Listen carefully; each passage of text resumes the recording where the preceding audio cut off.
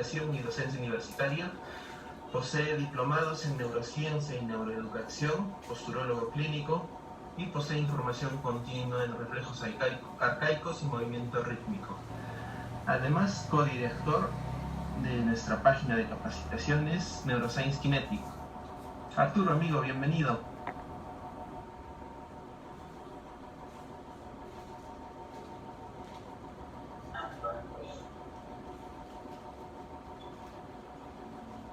Arturo.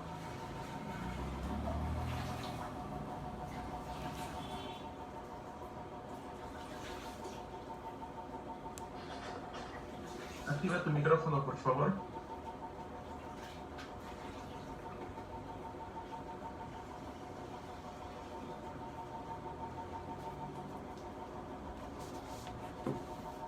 Hola. Ahora te escuchamos. Bienvenido, amigo. Gracias, Kevin, por la presentación y gracias a Neuroscience Kinetic por la oportunidad de hablarles sobre uno de los temas que me gusta investigar. Es poco conocido, pero es muy bonito. Y agradecer a cada una de las personas que se van conectando en un sábado donde podemos descansar de repente y estar en familia. Pero como lo dijo el licenciado Kevin, diseñamos este espacio para compartir los conocimientos y no solo debe quedar en ello, ¿no? Y muchas gracias a Neuroscience Kinetic nuevamente por la invitación. Gracias a ti, Arturo, por brindarnos esta ponencia de hoy. Puedes dar inicio. Gracias, Kevin. Bien, vamos a hablarles sobre el movimiento reflejo, que es la base del movimiento volitivo. Debemos empezar definiendo o conceptualizando algunos de los términos que están dentro de nuestro título. Por ejemplo,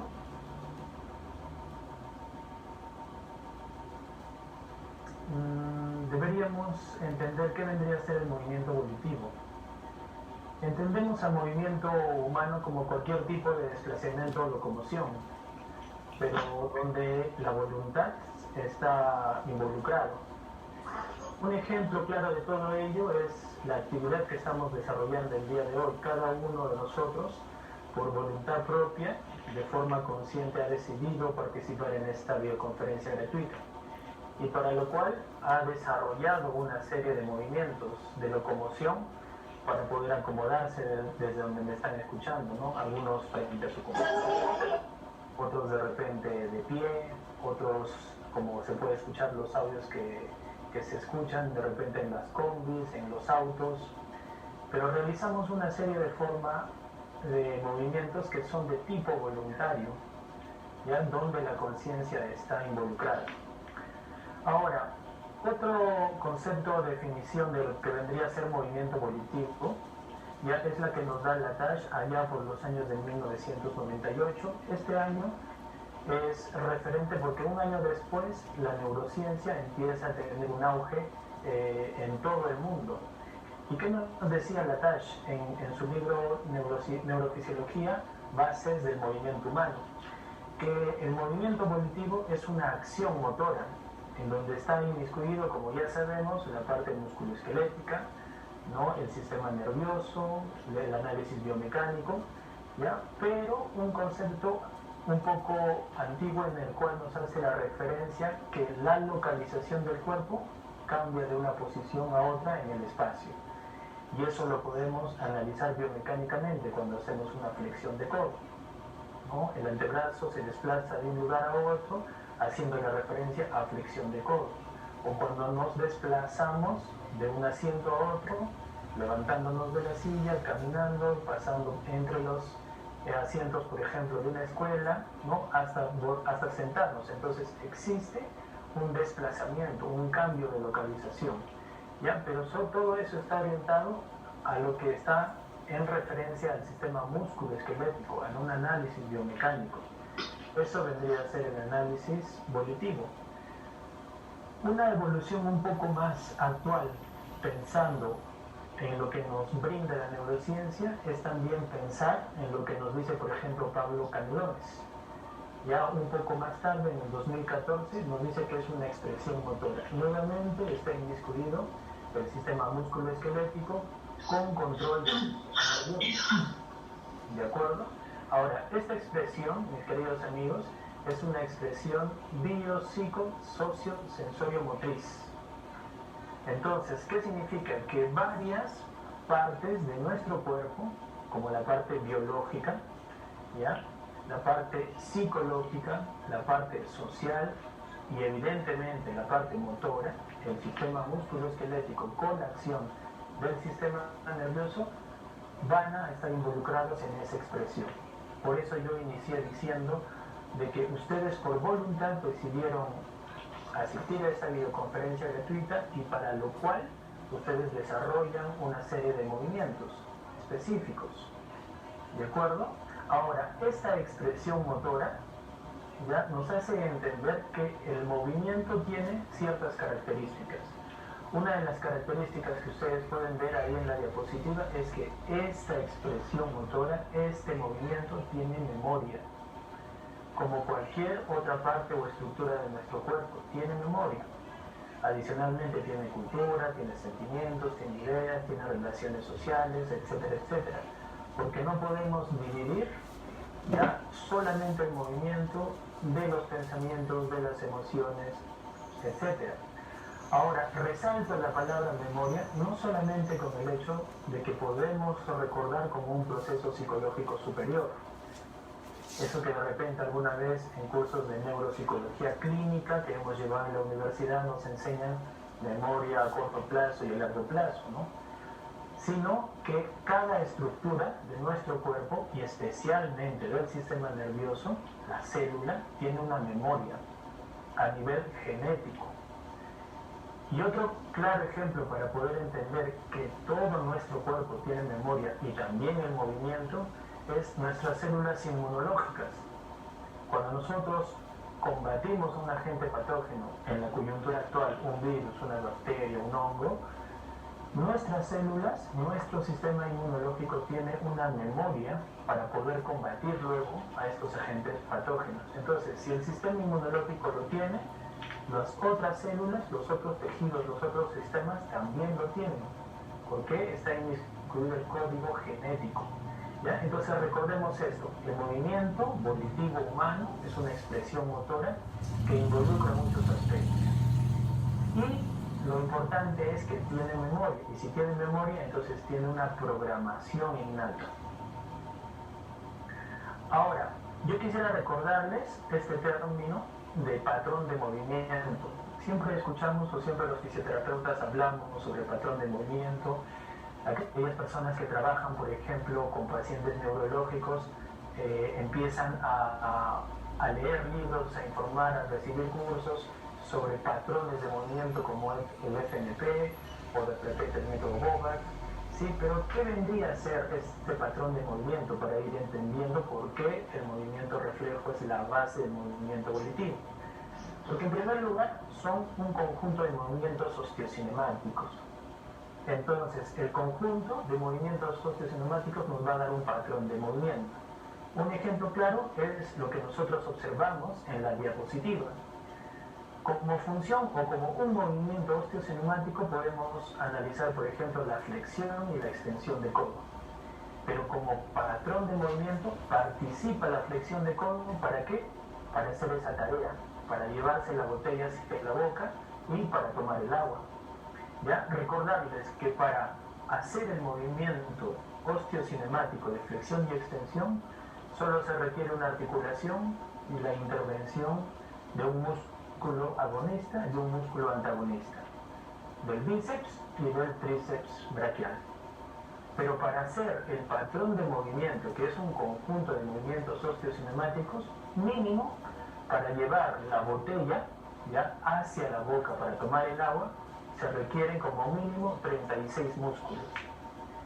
¿Ya? Entonces, eso es importante de entenderlo porque también nos va a permitir entender el movimiento volitivo. Porque por voluntad yo deseo tomar el agua, entonces requiero de un patrón de movimiento.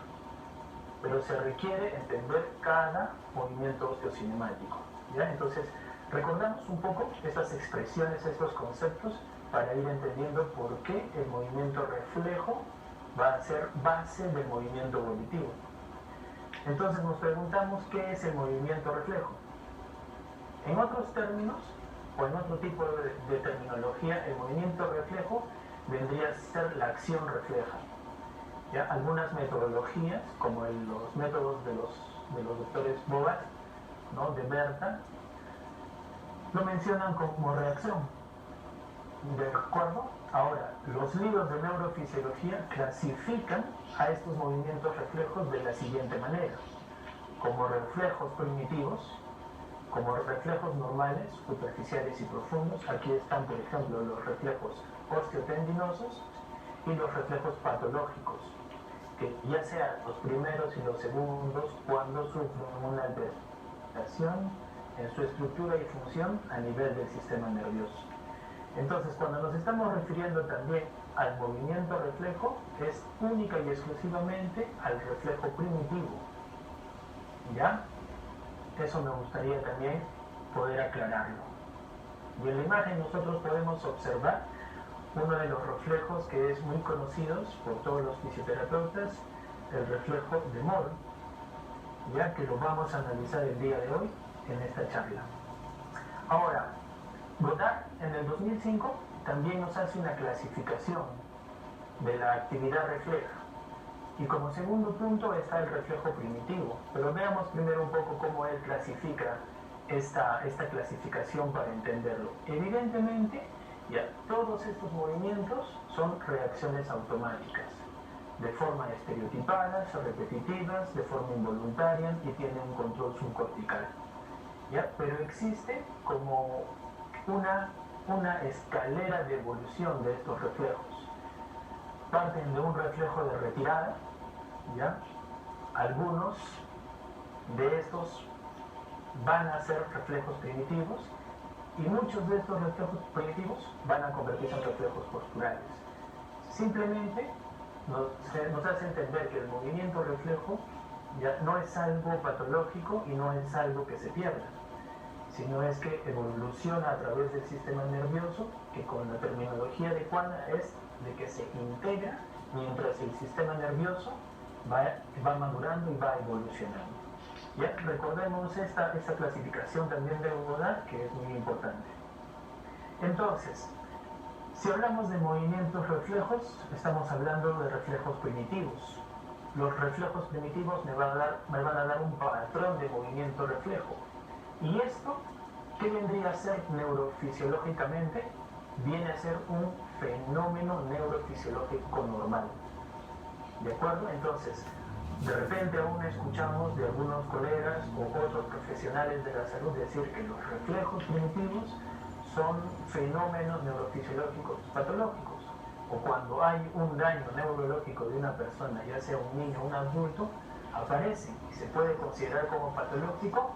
Eso no es cierto, porque a nivel neurofisiológico es un fenómeno completamente normal. ¿Sí? Por eso podemos entender que es un movimiento reflejo, a través de un patrón de movimiento reflejo. Ahora, cuando hablamos de actividad refleja normal, hablamos que existe un cambio normal en ese proceso, y en torno al movimiento vendría a estar enfocado a la imagen que podemos ver, que es básicamente el desarrollo o neurodesarrollo motor. ¿Y esto en qué etapa de nuestra vida se da? Principalmente en el primer año de vida. Algunos autores lo consideran hasta los 2 años, hasta que el niño empieza a caminar como un adulto.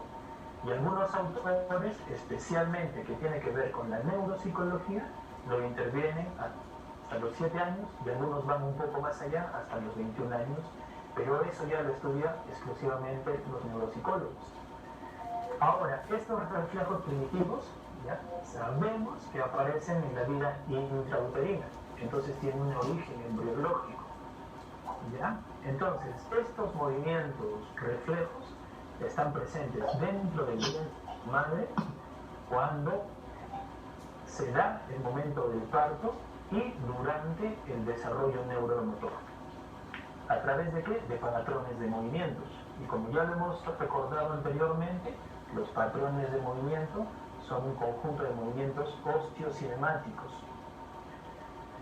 Y me gusta compartir esta imagen, queridos amigos, de la doctora Cecil Matthew, ¿ya?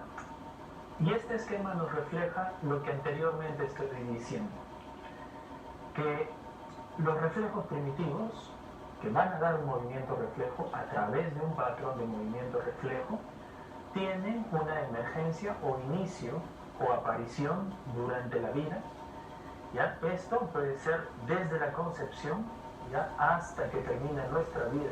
Entonces, cuando alguien puede decir que los reflejos primitivos no se pueden usar, no se deben estudiar o no intervienen en el movimiento de las personas, es completamente falso, porque el desarrollo neurofisiológico de este fenómeno aparece desde la concepción, ¿sí?, según el cuadro de la doctora Cecil Matthew.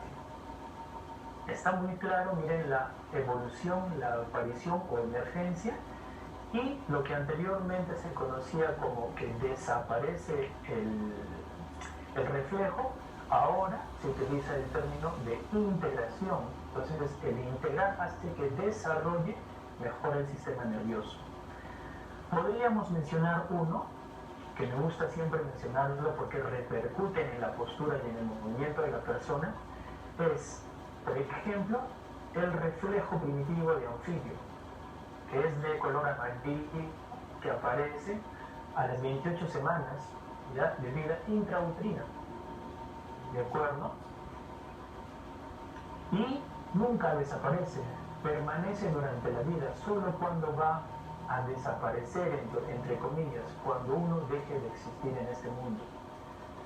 Y este reflejo, ¿no?, si recordamos la movilidad o los patrones de movimiento, es cuando una persona está reptando.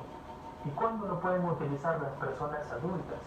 Va a depender, como Pablo Candelón nos lo dijo en su concepto, regreso para que lo puedan recordar, que la expresión motora, ¿sí?, depende, por ejemplo, de la cultura, depende de los sentimientos, la idea, las relaciones sociales. ¿Y por qué les menciono, ya, al soldado que puede reptar? Porque depende de esa cultura. Una persona, un ama de casa, difícilmente va a utilizar ese patrón de movimiento, pero un soldado sí, y en guerra probablemente lo use más.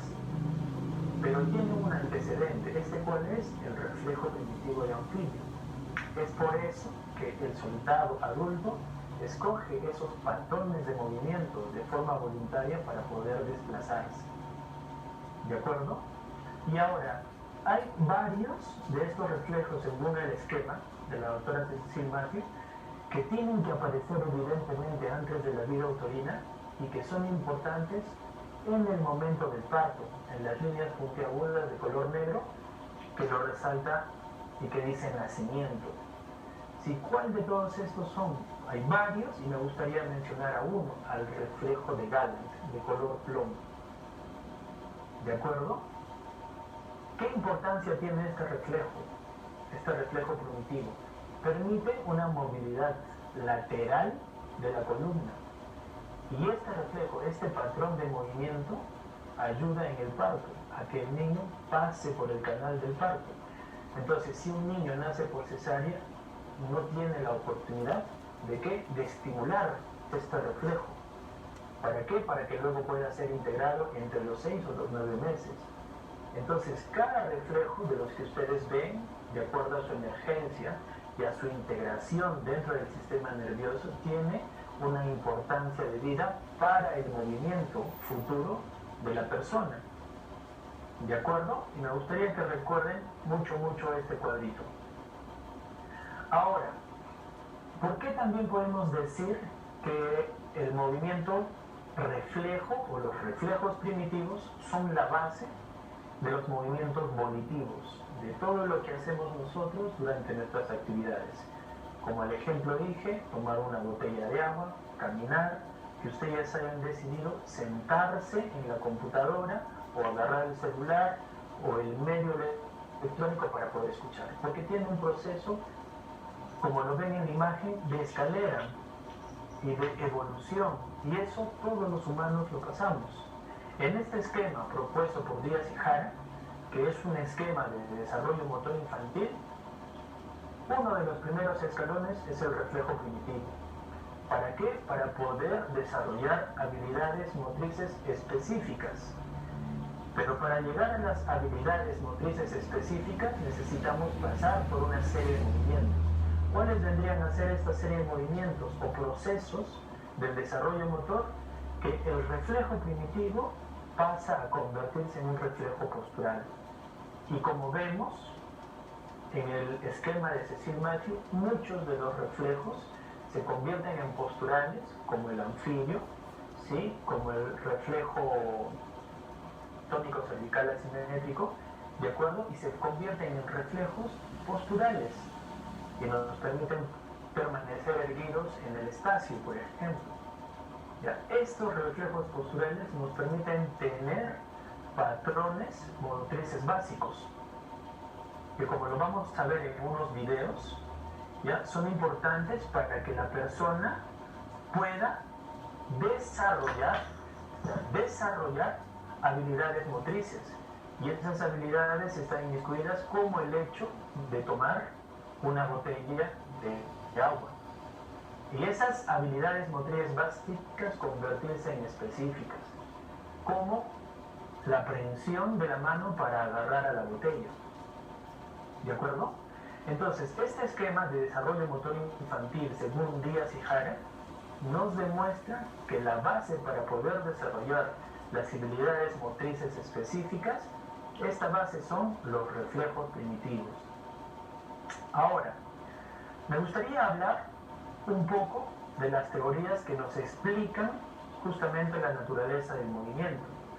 Podríamos mencionar, por ejemplo, a Sir Charles Sherrington, ¿ya? Allá por los años de 1930 y tantos, 32, 35. Esta teoría, más o menos por 50 años, no ha tenido ningún tipo de personas que lo puedan debatir, y se adoptó lo que él en su momento decía que era la naturaleza del movimiento. Ya, pero esta teoría, como todos lo conocemos, tiene sus limitaciones. Y justamente esta limitación que en su momento Charles Sherrington dijo es que tenía un control desde la corteza superior hacia las cortezas más inferiores. Ya, eso con la evolución de las teorías, y gracias a que hay personas que van estudiando el sistema nervioso como Magnus, Jackson, Ferguson, ¿ya? Y otros neurocientíficos de la actualidad han hecho que esta teoría se pueda entender de otra forma. ¿Y a qué conclusión llegamos? Y esta es la referencia que tenemos en el libro Control Motor, de la investigación a la práctica clínica, de Annie y de Marjorie, que es una edición muy reciente del 2019, que lo que decía anteriormente Charles Sherrington, que solamente tenía un control de arriba hacia abajo, o sea, de la corteza motora hacia las estructuras nerviosas inferiores, eso ya no es así, ¿de acuerdo? ¿Cómo es ahora ese control de tipo reflejo? Es en subida y bajada, que esto evolucionó a una teoría refleja no jerárquica. ¿Y qué se puede resaltar de lo que dicen los científicos en la actualidad? Que los reflejos encadenados o compuestos, esto de encadenados o compuestos, entendámoslos como patrones de movimiento, son la base para el movimiento funcional. Entonces, el movimiento funcional es un término que lo utilizamos mucho los fisioterapeutas en la actualidad, basándonos en algunas metodologías o conceptos recientes, ¿sí? Pero en donde ellos descartan, por ejemplo, el estudio de la teoría refleja. Pero ya vemos que la neurociencia también ha hecho de que evolucione estas teorías, y se puede entender que sí tiene un punto importante para el movimiento funcional, para el movimiento volitivo. Ahora, otro autor que hablaba de teoría refleja, ¿ya? Es Paul MacLean. Él, en su libro La evolución del cerebro, del palio-cerebelo, ¿ya? Nos dice que el cerebro o el sistema nervioso tiene 3 cerebros en uno. Esto en su momento, en el año de 1990, se entendió de la siguiente forma, que eran tres cerebros distintos estructuralmente y fisiológicamente. Pero la neurociencia y los neurocientíficos que se encargan de estudiar, por ejemplo, esta teoría y que lo utilizan en el neuromarketing, lo explican de la siguiente forma, y eso es evidente, es muy palpable de utilizarlo con la expresión del movimiento que nos dice Pablo Canelones. Y esos tres cerebros están interconectados anatómica y funcionalmente. Y estos tres cerebros desarrollan incorporando funciones. ¿Hasta qué quiere decir? Que cada vez se hace más complejo.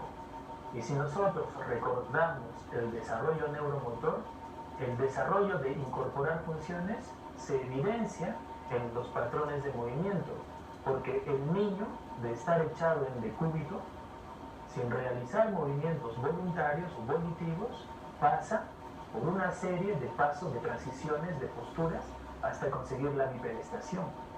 Entonces, eso significa que hay una interconexión anatómica y funcional de todo el sistema nervioso, corteza cerebral, la zona subcortical, el tronco encefálico, la médula espinal. Y esto, ya Paul MacLean lo decía, que lo hace mucho más específico y a la vez complejo el funcionamiento del sistema nervioso. Esta teoría tuvo una pequeña, no decirlo pequeña, sino tuvo muchos retractores, porque creyeron que Paul MacLean estaba diciendo lo mismo que dijo allá por los años 1930 Sherrington, ¿no? Que todo era como un movimiento reflejo a nivel medular o arco reflejo. Pero los neurocientíficos también han evidenciado, por lo que se va conociendo al sistema nervioso, que justamente esta teoría no es de tipo jerárquico. ¿De acuerdo? Entonces me gustaría resaltar eso para poder entender también que el movimiento volutivo tiene una base de movimiento reflejo. Ahora, existen aspectos actuales de la neurociencia que pueden avalar o resaltar ya estas teorías y el análisis de los conceptos que damos al inicio. Claro que sí. Bien, la neurofisiología nos explica lo siguiente. A nivel del sistema nervioso, a nivel subcortical, existen unas estructuras del cerebro, básicamente, que se llaman ganglios de la base, que tienen una conexión directa con la corteza motora secundaria.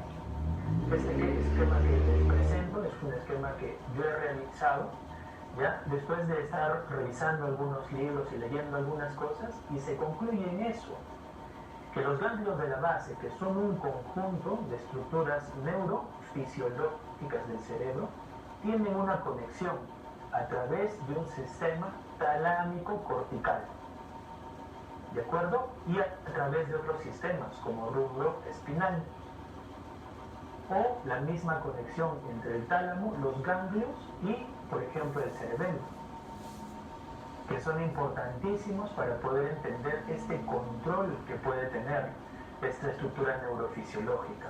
¿Y cuál es la función de estos ganglios de la base para poder explicarles este cuadrito?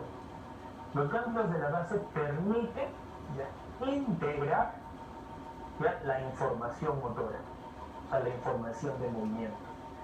¿Con qué estructura de nuestro cuerpo o de la corteza motora? Con la corteza secundaria, con la corteza motora secundaria. ¿De acuerdo? Ahora, esta integración, esta forma de que se va a relacionar los ganglios de la base con la corteza motora, ¿ya? Va a crear programas motores que ya son innatos. Entonces, por eso yo pedía que ustedes puedan recordar la palabra memoria dentro de la concepción de canales en su concepto de movimiento. Entonces, cada vez que nos movemos, cada vez que caminamos, cada vez que hacemos un patrón de movimiento, como el ejemplo de llevar una botella de agua hacia la boca para saciar la sed, ya tiene un programa motor innato. Y justamente los ganglios de la base se encargan de modificar y de regular estos patrones. que ya están inmersos en nuestro sistema nervioso. ¿De acuerdo? Pero además existe ya unas vías que vienen desde la médula, se van a conectar a través del tronco encefálico y van a pasar el mismo sistema a través de los ganglios a la corteza motora, primaria o secundaria, y va a haber un control de los ganglios de la base a través de las vías propioceptivas. ¿De qué vías propioceptivas? De las vías interoceptivas y de las vías exteroceptivas. Es por eso que en el círculo que ustedes ven abajo en la parte inferior, el medio ambiente y el propio cuerpo son importantes dentro de la neurofisiología del control motor del movimiento a nivel subcortical. Entonces, ¿el medio ambiente es un factor que determina este control? Claro que sí, pero determina para que los ganglios de la base a través de sus vías interoceptivas y exteroceptivas puedan tener una buena información para que los programas motores puedan ser mejor regulados o modificados. Entonces, ¿qué quiere decir? Que cada patrón de movimiento que nosotros realizamos ya estaba programado en nuestro sistema nervioso. Y factores como el medio ambiente hacen de que evolucione a movimientos voluntarios, creando función en la corteza motora. ¿De acuerdo? Entonces, recordemos este aspecto porque la neurociencia actual avala esos conocimientos que anteriormente eran como que teorías, ¿ya? O algo como que yo intuía que podía pasar en nuestro cuerpo. En su momento lo pensaban los neurocientíficos Sherrington o como McLean, etc. ¿De acuerdo? Y algo que también me gustaría contarles es la organización funcional ya de las aferencias y de las eferencias desde los ganglios de la base con las estructuras periféricas hacia los ganglios de la base. Cuando me refiero a las estructuras periféricas, es como si el centro son los ganglios de la base, la corteza, el tronco encefálico, médula, es la periferia. ¿De acuerdo?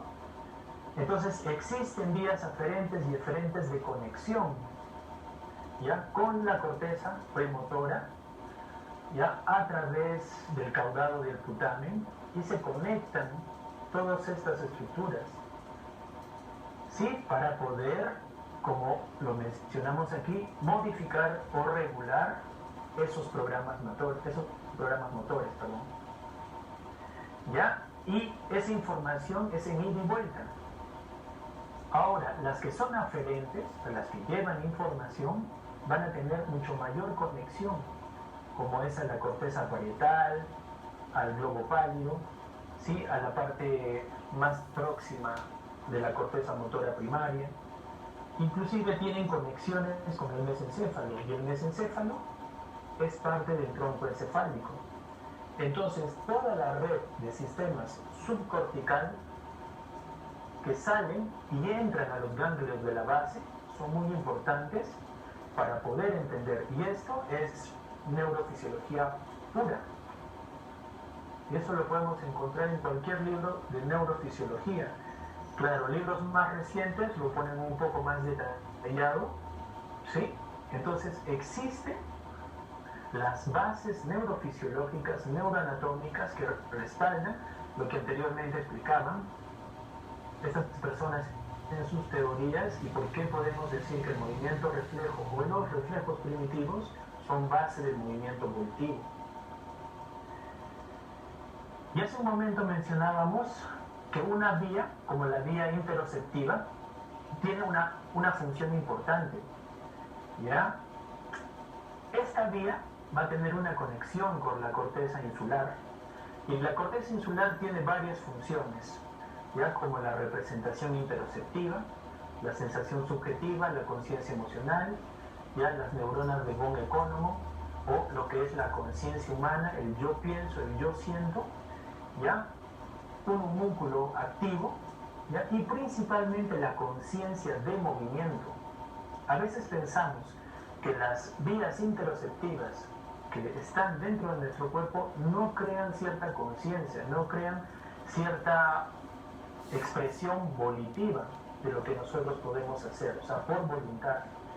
Pero como ya estamos analizando estos conceptos, estas definiciones, y la neurofisiología, la neuroanatomía nos da a conocer que son estructuras que se dan a conocer, ¿sí? Existe también pues esta conexión de la corteza insular con los ganglios de la base. Y me gustaría aquí resaltar la conciencia de movimiento, porque hay algunas metodologías en España que ya no te hablan, por ejemplo, de entrenamiento propioceptivo, sino hablan la conciencia del movimiento, entrenando la conciencia del movimiento. ¿De acuerdo? Entonces es muy importante esta vía interoceptiva, ¿no? Entonces, por lo tanto, de todo este resumen, que es muy interesante, muy difícil y a veces muy complejo de entenderlo, podemos resumir en lo siguiente, que los ganglios de la base controlan la actividad motora en estrecha colaboración con el córtex motor. ¿Qué parte de la corteza motora? La corteza motora secundaria. ¿De acuerdo? Ahora, el desarrollo de los reflejos posturales automáticos ya son consecuencia de la inhibición o el término actual de la integración de los reflejos primitivos. En pocas palabras, como lo decía anteriormente, los reflejos primitivos se convierten en reflejos posturales. Ahora, los ganglios de la base tienden a controlar los movimientos en el campo gravitatorio. Nosotros nos movemos en el espacio. Nosotros, para poder llevar la botella de agua hacia nuestra boca para saciar la sed, ¿sí? Necesitamos de un control de estos movimientos. Bien, parte de este control lo realizan los ganglios de la base.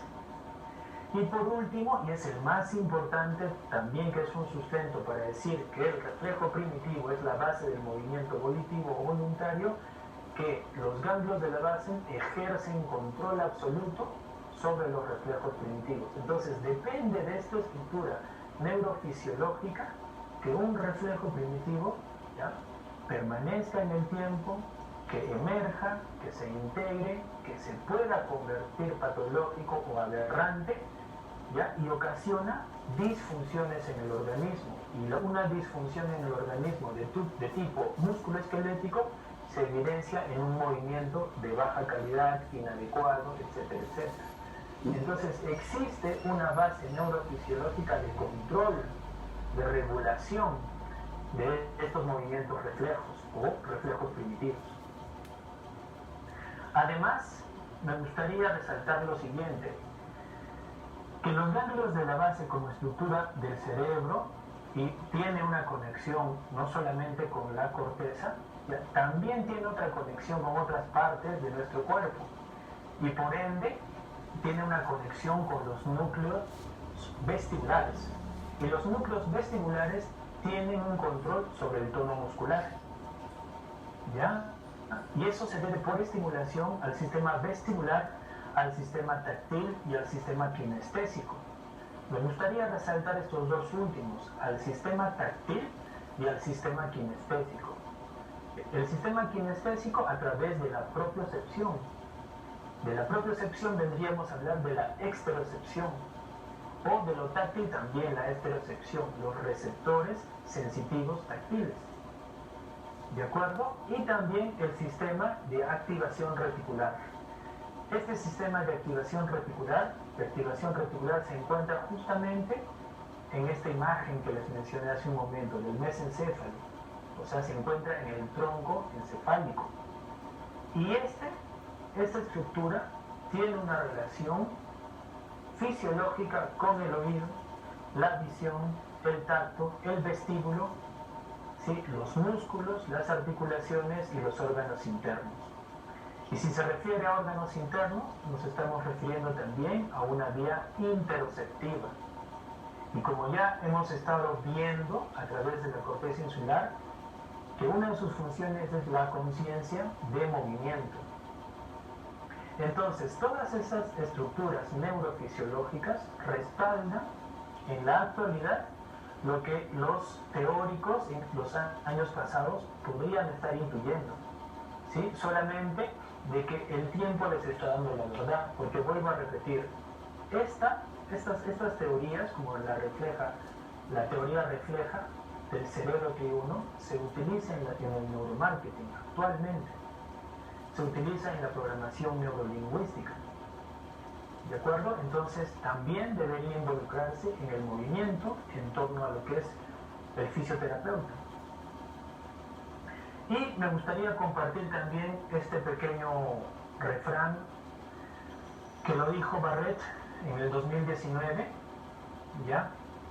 Que los cerebros, mira, no menciona un cerebro, sino hace referencia a que son varios, ¿ya? Los cerebros evolucionaron para regular un cuerpo para que pueda moverse alrededor del mundo de manera eficiente. Entonces, si consideramos cada una de estas estructuras neurofisiológicas como un cerebro, fuera de lo que vendría a ser solo la corteza cerebral, entonces entenderíamos mucho mejor la naturaleza del movimiento, sin descartar absolutamente nada. Porque, ¿qué es lo que nos han enseñado de repente en las aulas universitarias de vida profesional? Que tratamos de conseguir movimientos para que la corteza motora dé una respuesta, para que pueda ser facilitada, ¿ya? Pero tenemos otras vías que muchas veces son poco estudiadas, como las vías subcorticales o estructuras neuroanatómicas como los ganglios de la base. Y como ya hemos visto y los conocimientos actuales de neurociencia nos los están diciendo, son muy importantes para poder estudiarlos. Ahora, de todo lo que he hablado, me gustaría compartir con ustedes unos videos para que podamos entender justamente que el reflejo primitivo, ¿ya?, nos expresa un patrón de movimiento. O sea, realizamos un conjunto de movimientos osteocinemáticos característicos, pero cuando ya somos adultos, en donde supuestamente nuestra actividad refleja no tendría ningún tipo de intervención, aún lo usamos. Y vamos a ver estos videitos. Primero, me gustaría que vean este. Es un video muy conocido, lo pueden encontrar en internet. Es la valoración del reflejo de Moro. Y más allá de cómo está evaluando el personaje el reflejo de Moro, me gustaría que observen los patrones de movimiento reflejo que hace el niño cuando se le estimula. Y se estimula el reflejo haciéndolo caer el niño, y qué patrones de movimiento aparecen en las extremidades. Una apertura de los brazos de las extremidades, en abducción, con rotación externa, con flexión, ¿sí? Que pasan de lo que es una flexión a una extensión de codo, nuevamente una extensión, una apertura de los dedos, abducción, extensión. ¿Sí? En las extremidades inferiores podemos observar que hay rotaciones externas. Son movimientos osteocinemáticos. La combinación de esto nos da este patrón de movimiento. Si solamente analizamos la extremidad superior derecha, a nivel del hombro podemos observar que hay la combinación de los tres movimientos. Rotación externa, ¿sí?, al inicio del movimiento, nuevamente, rotación externa, abducción y flexión. Y es más, hace una combinación que en biomecánica la conocemos como aducción horizontal o flexo-extensión horizontal. Entonces hay una combinación de todos estos. Bien, y cuando uno es adulto, ¿lo utiliza ese patrón de movimiento? Claro que lo utiliza. Observen este video. El deporte es de balón mano, pero la pregunta sería, ¿por qué esa persona adulta, para esa actividad especial, para esa tarea, decide de forma voluntaria utilizar esos patrones de movimiento, que ahora si lo comparamos con el patrón de movimiento reflejo, son patrones de movimiento que tienen el mismo patrón, las mismas características osteocinemáticas? Entonces, el movimiento reflejo, movimiento primitivo, que podemos analizar en el reflejo de Moro en una extremidad, podemos analizarlo también en la misma extremidad de la persona que está practicando este deporte, en este caso el arquero. ¿Sí? El arquero, miren, levanta la mano de forma voluntaria para hacer en el hombro una abducción, rotación externa con flexión, o flexoextensión horizontal, ¿de acuerdo?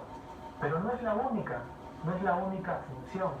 Vamos a irnos un poco más atrás. Cuando uno todavía es pequeño, quiero que observen este video. Ya, observen este video. Ahí la actividad, la tarea, lo que le pide la persona es que pueda coger esa pelota y para que el niño juegue y lo lleve hacia la boca. Pero más allá de esa actividad o esa función, observemos el patrón de movimiento que realiza la niña o el bebito para intentar agarrar el objeto hacia la línea media. Realiza los mismos patrones de movimiento que vamos a observar ahora en el reflejo de Moro, ya cuando es estimulado. ¿Sí? Lleva las manos hacia afuera en apertura y mira, luego junta. ¿Es un movimiento reflejo? ¿Es un patrón de movimiento reflejo? Claro que sí. Y aquí el patrón de movimiento reflejo se está convirtiendo en un patrón de movimiento volitivo por voluntad, con control. ¿Para qué? Para agarrar la pelota.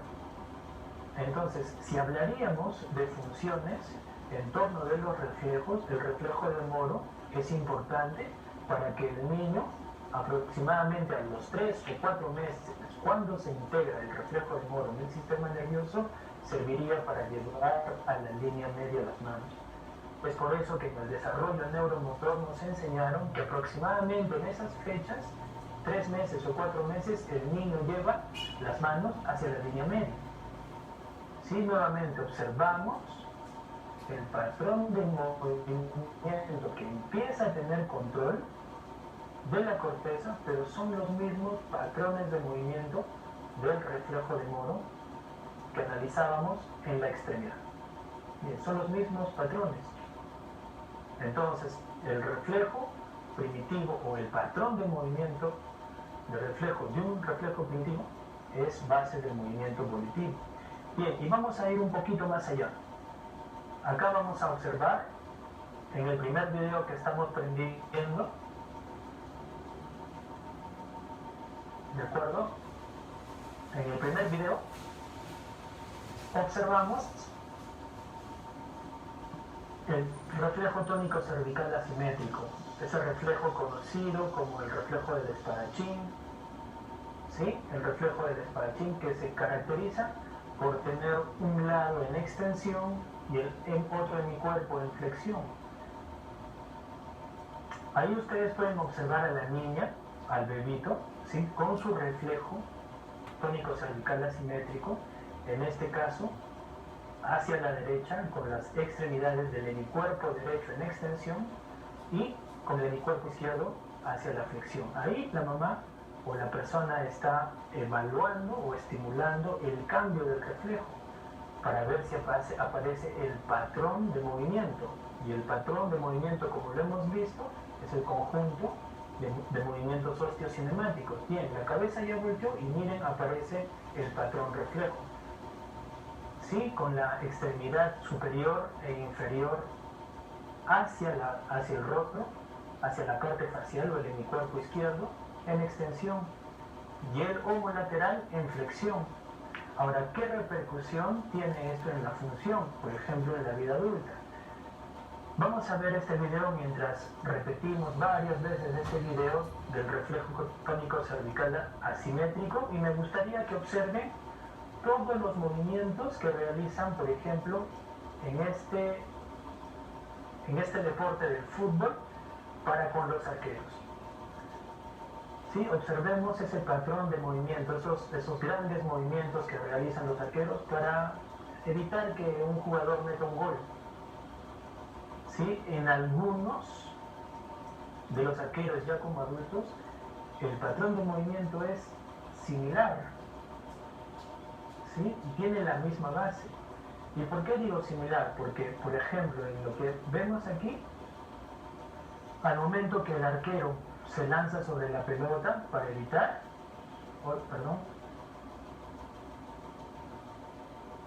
al momento que el arquero se lanza para atajar la pelota, tiene los mismos componentes osteocinemáticos. Pero como es volitivo, también hace uso de otros reflejos. Miren, ¿sí? Allá acompaña también el reflejo de Moro, para solamente las extremidades superiores, pero si analizamos en cada movimiento que hace el arquero, hacia dónde dirige el rostro, si gira de izquierda a derecha, aparece la misma característica que cuando la persona que le voltea el rostro aparece el movimiento. Miren, aquí le está volteando el rostro para ver si aparece el reflejo, que es una forma de valoración. Y vemos aquí, todos los porteros que salen en este video hacen los mismos patrones de movimiento en la cabeza y por ende en las extremidades. Todos los movimientos en la repetición se ve mucho mejor, por ejemplo. Les voy a permitir unos minutos para que sigan viendo cada uno de los arqueros. Son como 6 arqueros que les he puesto y en cada uno aparece con mayor notoriedad cada movimiento de patrón. Miren cómo hace cada extremidad. En la cadera derecha, flexión con rotación interna hacia externa. En el patrón motor reflejo, miren, por ejemplo, de la imagen que nos muestra, derecho, flexión con la deducción y rotación externa. ¿De acuerdo? Entonces, cada movimiento funcional que nosotros utilizamos en nuestra vida diaria, todos los movimientos tienen una base refleja. Podemos observar, miren otra vez, ahí la actividad, la tarea, lo que nosotros nos concentramos en que el arquero tapó la pelota. Sí, pero el patrón de movimiento tiene una base refleja. Miren el lado de la cara, la extremidad derecha en extensión e inferior también en extensión, igual que el reflejo tónico cervical asimétrico. Y vamos a esperar a la siguiente imagen del próximo portero, porque va a aparecer otro reflejo. En todos está apareciendo el reflejo tónico cervical asimétrico y el reflejo de Moro. Pero me gustaría también que puedan observar el siguiente reflejo. En este, el arquero hace una combinación de reflejos. ¿Ya? Como que inclinando el tronco con relación a la pelvis. Ahí hay otra combinación de otro reflejo primitivo. ¿Qué reflejo es? El reflejo de Galland. Es como si estaría haciendo una inclinación de la columna hacia la derecha, ¿ya? O una lateroversión de la hemipelvis derecha. Entonces, ¿por qué les puse muchas de estas imágenes de arqueros tapando los balones en esta actividad que es el fútbol? Porque los patrones de movimiento que observamos en una actividad funcional de un adulto que tiene control de sus movimientos tienen esta base de uno o más reflejos. Inclusive este movimiento que hace este arquero de tapar con los pies tiene la participación de los reflejos de Pérez, por ejemplo, que es un reflejo lumbar de extensión, o los reflejos tónico cervical simétrico de flexión y extensión. ¿De acuerdo?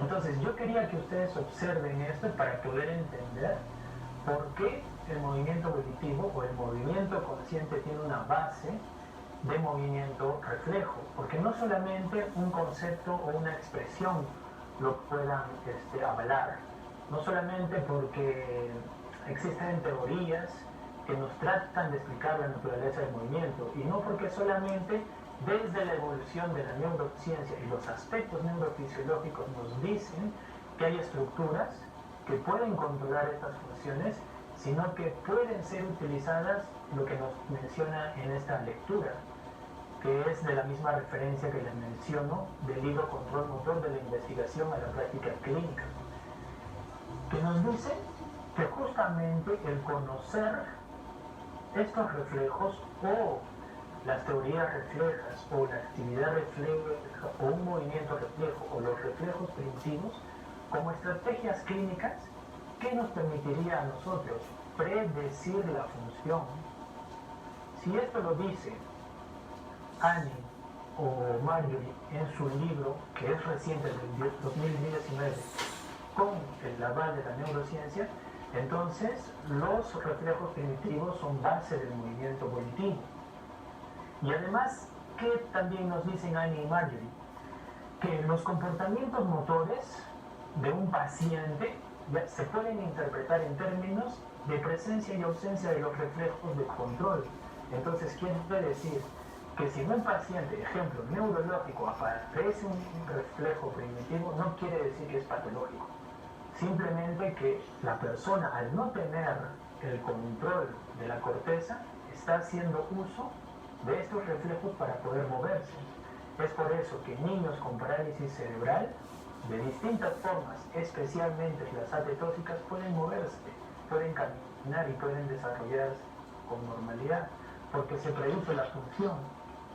¿De acuerdo? Porque estos niños tienen activos el tónico cervical asimétrico, el reflejo de Moro, el reflejo de Galland, que son reflejos que le dan la postura y la movilidad a la columna.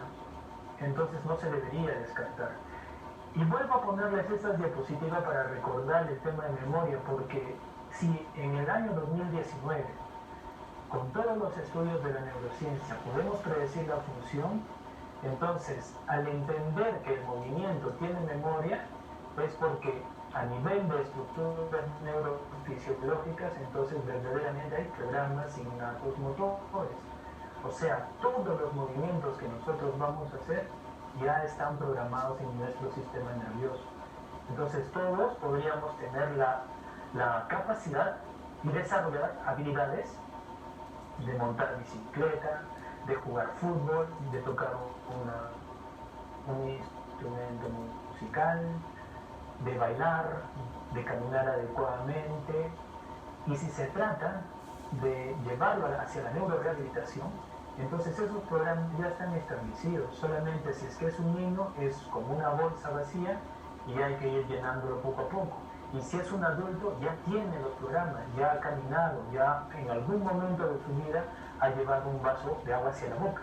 Entonces hay que buscar estrategias dentro de lo que es estos aspectos que les estoy hablando, y también utilizando cualquier otro tipo de metodología para poder ayudar a esos pacientes. Entonces, ¿qué podemos ir concluyendo de todo lo que estamos hablando hasta aquí? Que justamente el movimiento volitivo, ¿ya?, tiene una base, ¿verdad?, que es ese movimiento reflejo que les menciono. Y podríamos concluir lo siguiente, que la experimentación y el dominio progresivo de acciones motrices, dominio progresivo de acciones motrices, entonces hay una evolución del movimiento, ya nos posibilitan que las personas podamos desarrollar el cuerpo. Entonces, por eso yo hace un momento me atreví a decir que todos los que estamos en esta noche escuchando esta charla, podemos empezar a practicar y ser magníficos guitarristas, porque ya está predeterminado cada patrón de movimiento. Solo tenemos que practicar y nuestro sistema nervioso va a responder adecuadamente. ¿De acuerdo? En toda su función, no solamente corteza, ganglio, cerebelo, ya cuerpo calloso, absolutamente todo el sistema nervioso.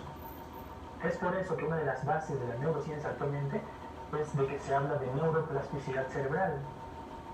¿Sí? Y algunos colegas que hablaron en videoconferencias anteriores nos referían que entre la visión, por ejemplo, del médico y el fisioterapeuta, para el médico, para un paciente neurológico, tiene un periodo de tiempo como de 2 años para poder recuperarse. Y de ahí no le da posibilidad de recuperación. Pero para la fisioterapia, como estamos entendiendo esto desde la neurociencia, esos años pueden prolongarse. Mientras más años y mientras mucho más próximo es la rehabilitación, o sea, próximo de repente a un ACV o próximo a que haya sido diagnosticado con un PCI, el desarrollo justamente del cuerpo, de ese desarrollo motor, va a ser mucho mejor. ¿Sí? Y esto que les va a permitir con el tiempo mantener un buen desempeño de sus actividades en todos los aspectos, como hemos podido ver en los videos que les he mostrado. El niño para llevar a la línea media, en un adulto en una actividad como para poder atajar un balón o un penal, ¿ya? Y esto de qué depende también de la relación que tiene con el sistema, con el medio ambiente. Y como recordándoles un poco, ¿no?, acá les mencionaba en este esquema que hemos realizado, ¿sí? Toda esta estructura de función del ganglio de la base tiene una influencia o un factor determinante como es el medio ambiente para modificar y regular esos programas motores. ¿De acuerdo? Entonces, podemos ir concluyendo, ¿sí?, de que los movimientos reflejos o los reflejos primitivos, con cada patrón de movimiento que tienen, que es un conjunto de movimientos osteocinemáticos, son la base para el movimiento volitivo, voluntario o consciente de un adulto, porque lo vamos a requerir en algún momento. Porque la pregunta sería, ¿por qué el arquero decide, ¿sí?, porque ya es voluntario, ya tiene control de corteza, utilizar esos patrones de movimiento para atajar el balón y los ataja? ¿De acuerdo? Entonces, vamos llegando a algunas conclusiones. Ahora, conocer verdaderamente todas estas teorías, desde la teoría refleja hasta lo que la neurociencia actualmente nos comparte, es de que se pueden utilizar en modelos de rehabilitación neurológica. ¿Qué quiere decir? Que no solamente podemos escoger un solo método de rehabilitación, una sola estrategia para pacientes neurológicos, ni mucho menos basarnos solo en una teoría, por ejemplo la teoría de sistemas. Tenemos que conocer las demás teorías para poder utilizar como estrategia de evaluación, para poder utilizarlo como estrategia en el tratamiento, para poder analizar por qué un paciente hace un determinado patrón de movimiento sinérgico, que era lo que mencionaban, por ejemplo, los creadores de la facilitación neuromuscular proprioceptiva, ¿sí? O, por ejemplo, el método de Brunson utiliza mucho ciertas actividades reflejas para conseguir movimiento de tipo reflejo, pero luego el paciente lo va a utilizar.